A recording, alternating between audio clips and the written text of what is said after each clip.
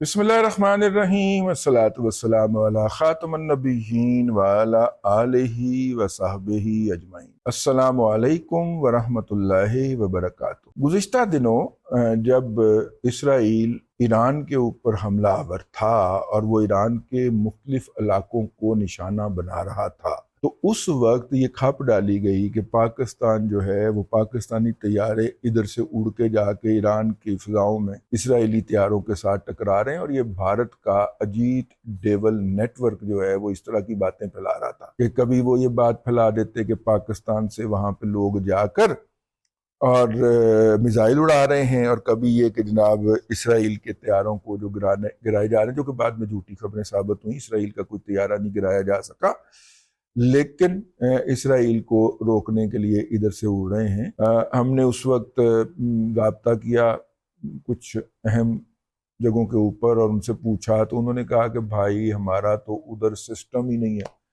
हमारा तो पूरा जो डिफेंस डॉक्ट्राइन है वो है ही इंडिया पैसिफिक, ठीक है ना। और ना मतलब कि ले दे के अगर उस बॉर्डर के ऊपर दिन में 2 मरतबा अगर कोई तैयारा गश्त करता है तो वो हमारा मिराज 3 है, बाबा जी है 57 साल का बाबा जी जरा वो सिर्फ एक चक्कर ला के आ जाता है खाना पूरी के लिए। इसके अलावा तो हमारा उधर कोई डिफेंस का मैकेनिज्म नहीं है। जेएफ थंडर तो उधर नहीं उड़े, तो ये सिर्फ प्रोपेगेंडा हो रहा है ताकि पाकिस्तान को मलाइन किया जा सके, जो कि वक्तन फवक्तन होता रहता है। तो मैं अर्ज कर रहा हूं कि ये इस वक्त सूरत हाल है। अब जैसे ही जंग के दौरान भी ईरान को पता चला और कि जनाब ये जितने भी ड्रोन वगैरह के अटैक हो रहे थे और स्पेसिफिक टारगेट के साथ जो अटैक हो रहे थे वो बेसिकली उस नेटवर्क की मरहून मिन्नत हैं जो कि मोसाद ने ईरान के अंदर बिछाया। अब ईरानियों को पता चला कि इस मोसाद के जो मिडिल लेवल के ऑपरेटिव्स हैं या जो टॉप लेवल के ऑपरेटिव हैं, मोसाद वाले सिर्फ नेटवर्क बना के देते थे और फिर रिक्रूटमेंट्स करवाते थे। उन रिक्रूटमेंट्स के अंदर शाहपरस्त ईरानी ही हैं, वो अव्वल नंबर के पहली सफ में हैं, और दूसरी सफ के अंदर वहाँ पे जो धड़ाधड़ इंडिया से बगैर वीज़ा के ईरान के अंदर आने वाले, क्योंकि उनका इंडियंस का ईरान के अंदर एंट्री पे वीज़ा नहीं है, वीज़ा फ्री एंट्री है। जिस तरह पाकिस्तानी अगर कतर में जाना चाहें तो वीज़ा नहीं है, वीज़ा फ्री एंट्री है, ठीक है। वहाँ पे आपको एंट्री के ऊपर ही महीने का वीज़ा मिल जाता है विजिट का। इसी तरह उनको भी इंडियंस को ये सहूलत हासिल है। और इंडियन जो हैं वो तो मेरा मतलब है कि जब एक ही आपने वो पनीरी लगानी होती है, उसके बाद फिर वो सारे तोतियां उठाए हुए पहुंच जाते हैं वहां, ठीक है। तो वहां पे पंजाबी में मुहावरा है कि भारतीयों की कुत्ती सोई हुई थी, ठीक है, इतने ज्यादा। तो वो सेकंड्स उसके अंदर वो आते थे, ठीक है। पहली साफ के अंदर शाहपरस्त ईरानी, ठीक है, दूसरी सफ के अंदर ये इंडियन जो कि धड़ाधड़ पहुंचे हुए थे। तीसरा जहां पे हार्ड काम आता था, हाथ से काम करने का आता था, वहां पे वो अफगानी भर्ती करते थे। और लोकल ही उन्होंने ड्रोन के मुख्तलिफ जो है मराकज कायम किए हुए थे, तो वो ड्रोन वहां से उठाते थे और मुकामी तौर पे हिट करते थे। और जब ईरानियों को मार पड़ी, चंगी तरह उनकी गिद्दड़ कोट हुई, उनकी क्यादत सारी की सारी उड़ गई। उनके जो हैं वो क्या हैं, खामिनाई साहब, उनको छुपना पड़ गया, अभी तक छुपे हुए हैं बेटे समेत, उनको छुपना पड़ गया। तो फिर ईरानियों ने इस नेटवर्क के खिलाफ एक्ट करना शुरू किया। और अब हर दूसरे तीसरे दिन किसी ना किसी फैक्ट्री के ऊपर, किसी ना किसी चार दीवारी के ऊपर छापा मारते हैं। कुछ की वीडियोस भी जारी की हैं उन्हें, और वहां से वो इंडियंस और ईरानियों को ईरानियों को कम, इंडियंस को ज्यादा, और अफगानियों को गिरफ्तार करते हुए पाए जाते। लेकिन इसके बावजूद भी जो मेरे जैसे लोगों को तवक्को थी कि ईरान के साथ जो सरमायाकारी के मुआहदे हैं, जिसके तहत चाबहार बनाया है ईरान में इंडिया ने जाकर, या जो स्ट्रेटजिक पार्टनरशिप के मुआहदे हैं जिसके तहत इंडिया पे हमला, ईरान पे हमला, और ईरान पे हमला, इंडिया पे हमला तस्वर किया जाएगा, जिस तरह की पार्टनरशिप हमारी उनके साथ, चाइना के साथ है। अगरचे इंडिया पे जब हमला हुआ है तो ईरान दूसरी तरफ खड़ा हुआ था, لیکن آپ ان کے نظام کی ڈٹائی دیکھیں جس کی نشاندہی کرنے کے لیے میں آپ کو آج انگیج کر رہا ہوں. ایران کے سسٹم کی ڈٹائی کو بھی ایکسپوز کرنا ہے نا. لیکن اس کے علاوہ ان کی خفیہ ایجنسیوں کے درمیان، ایران کی خفیہ ایجنسی اور را کے درمیان انٹیلیجنس شیئرنگ کا معاہدہ موجود ہے. اس طرح کے کسی معاہدے پہ ابھی تک کوئی حرف نہیں آیا. ٹھیک ہے، بلکہ ایران کے انڈیا کے عوام کا، اور کچھ لوگ کہتے ہیں صرف عوام کا، لیکن انڈیا کا باقاعدہ انہوں نے شکریہ ادا کیا، اور پہلے انڈیا کا شکریہ ادا کیا، پاکستان کا بعد میں کیا. ان کے صدر نے شکریہ کا فون مودی صاحب کو پہلے کیا اور جناب شہباز شریف صاحب کو بعد میں کیا. یہ بھی اپنی جگہ کے اوپر ریکارڈ پہ رہنا چاہیے. اب سوچنے کی بات یہ ہے کہ حالیہ جنگ کے اندر جب کہ ایران کو بیشتر انٹیلیجنس شیئرنگ پاکستان کی طرف سے ہوئی، انہیں ہم نے یہ بتایا کہ اس جگہ کے اوپر آپ کے خامنائی صاحب ہیں اور اگلے 4 گھنٹے میں انہوں نے اڑا دینا ہے اس جگہ کو، ان کو موو کر دیں.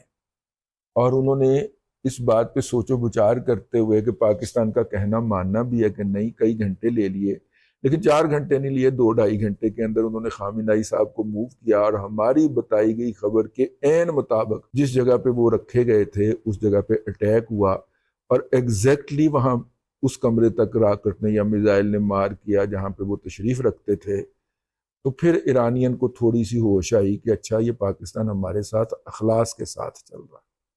ٹھیک ہے، اور اس کے بعد ہم نے ایرانیوں سے بھی یہ بات منائی کہ وہ کسی بھی حماقت کے تحت حرمین شریفین کے اوپر کوئی میزائل نہ داغیں، بلکہ اس طرف بھی نہ داغیں.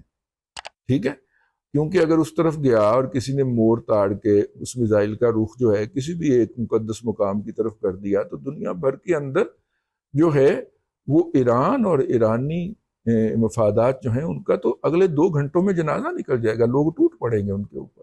ٹھیک ہے، یہ ہم نے بھی ایران کو قائل کیا اور ایران نے ہماری یہ بات مانی بھی. پھر اس طرح کی اور بہت ساری انفارمیشن ہیں جو ہم نے ایران کے ساتھ، حالانکہ ہمارا کوئی ایگریمنٹ ایگزسٹ نہیں کرتا تھا، لیکن ہم نے کی. پھر مختلف انٹرنیشنل فورمز کے اوپر ہم نے پروٹیکٹ کیا. پھر ایران کے گارنٹرز ہم بنے. جب سیز فائر ہوتا تھا ہوا تو 4 گارنٹر میں سے 2 گارنٹر ہم نے بنا، ایک ہم بنے، ایک ترکیے کو ہم گھیر کے لائے. ترکیے نہیں آ رہا تھا، وہ کہہ رہا تھا کہ یہ گولن کی جب موومنٹ چل رہی تھی، حالانکہ گولن کوئی اہل تشیع نہیں تھے، لیکن گولن کی موومنٹ کے بیشتر لوگ جو تھے ان کو ایران فائنانس کر رہا تھا، اور ایران جو ہے وہ ترکیے کے اندر فساد پھیلانے کا باعث بن رہا تھا.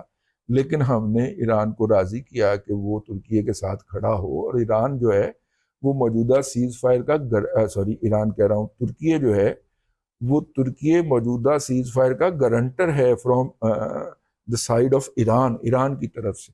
باقی 2 گارنٹر روس اور چین، 4 گارنٹر ہیں اس سیز فائر کے ٹوٹل. ٹھیک ہے، ایران کی طرف سے ایک ہم ہیں، ایک ترکیے ہے، ایک وہ ہے. ٹھیک ہے، ابھی بھی وہاں پہ جو لوگ پکڑے جا رہے ہیں پہلی صف میں شاہ پرست، جن کو فوراً سمری عدالتوں سے وہ سزا دے دیتے ہیں، اور یوں موجودہ رجیم اپنے پولیٹیکل رائیولز کو، اپنے سیاسی حریفوں کو چن چن کے قتل کر رہی ہے.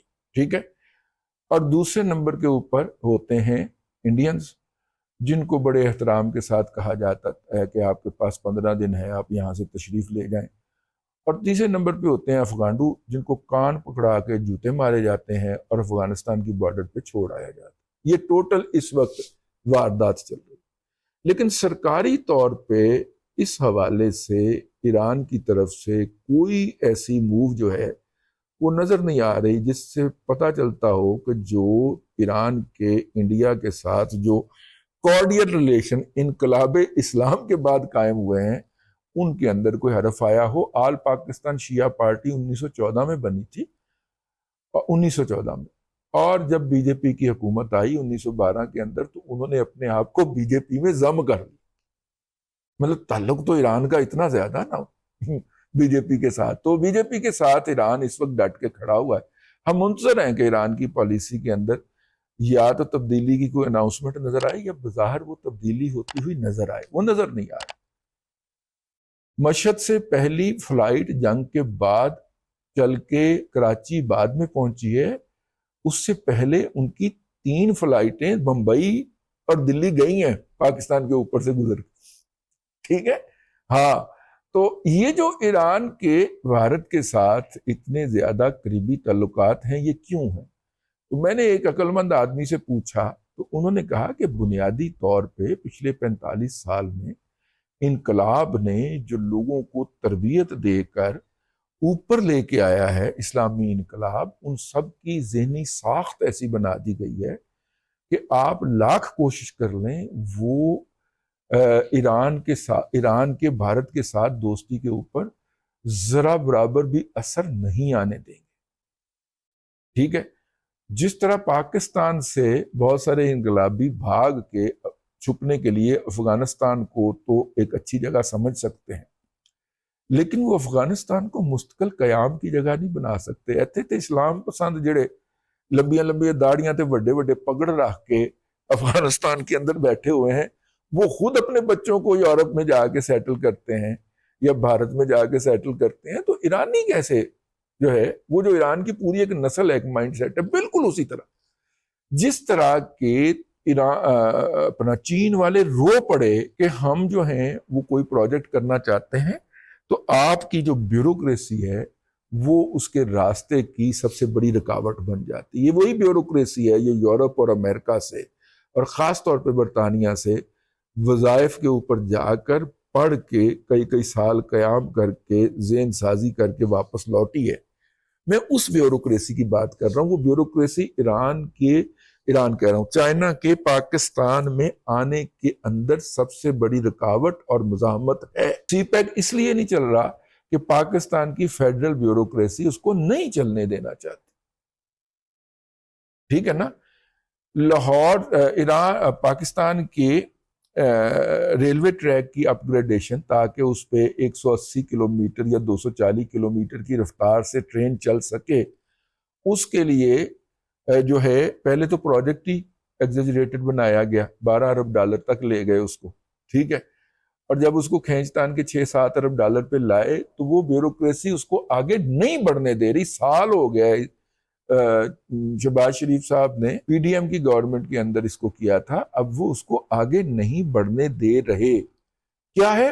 مائنڈ سیٹ ہے یہاں کے پورے سٹیٹ کرافٹ کا، پاکستان کے بعین ہی ایران کے اندر بھی ایک مائنڈ سیٹ ایگزسٹ کرتا ہے، ان کی فوج کے اندر ایک مائنڈ سیٹ ہے، ان کی مشترکہ مشقیں بھارت کے ساتھ ہے، ٹھیک ہے۔ بھارت اور انڈیا کی فوجی مشترکہ مشقوں کے ساتھ مجھے وہ ایک پنجابی کا محاورہ ہے واہیات، لیکن میری بہنوں بیٹیوں نے برداشت کرنا، ٹھیک ہے، لیکن نہیں دیتے یار، چھوڑو، ٹھیک ہے، وہ بڑا فٹ بیٹھتا ہے۔ پر ایران اور بھارت اگر مشترکہ فوجی مشقیں کریں گے تو اس میں سے برآمد کیا ہوگا؟ دونوں راج کے نالائق فورسز ہیں اور دونوں کا 1 پوائنٹ ایجنڈا ہے کہ اپنے لوگوں کو کیسے رگڑنا ہے، ان کو کیسے قتل کرنا ہے، نہتے لوگوں کو بیڑا گرک کیسے کرنا ہے۔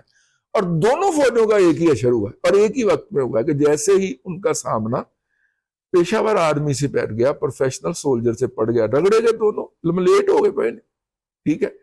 اب انڈین فوج تو اپنی سول قیادت کو قصوروار قرار دیتی ہے۔ اب یہ دیکھیں، یہ ہو سکتا ہے یہ بھی ملا کو قصوروار قرار دے دیں کہ کالی ٹوپی رکھ کے آگیا ایسے انہیں سا بیڑا گرک کر دیتا، ہو سکتا ممکنات میں سے۔ تو بہرحال ایران کو آپ سونے کا نوالہ بھی کھلا لیں، اور میں یہ کسی فرقہ پرست یا اس حوالے سے محبت اور لو سے نفرت سے نہیں کہہ رہا، لیکن اس کا جو سٹیٹ کرافٹ ہے اس کی نوعیت ایسی ہے کہ وہ اپنے آپ کو بھارت کے ساتھ کمیونیکیٹ کرتے ہوئے زیادہ ایزی محسوس کرتا ہے، اور پاکستان کے ساتھ اپنے آپ کو رکھتے ہوئے یا پاکستان کے ساتھ چلتے ہوئے وہ اپنے آپ کو ان ایزی فیل کرتا ہے۔ پاکستان کو وہ خمس وصول کرنے کے لیے قبول کر سکتا ہے، پاکستان میں اس خمس کا 10-15% لگا کے فرقہ وارانہ دہشت گردی کروانے کے لیے بھی وہ ایزی محسوس کر سکتا ہے، لیکن پاکستان کے ساتھ کوئی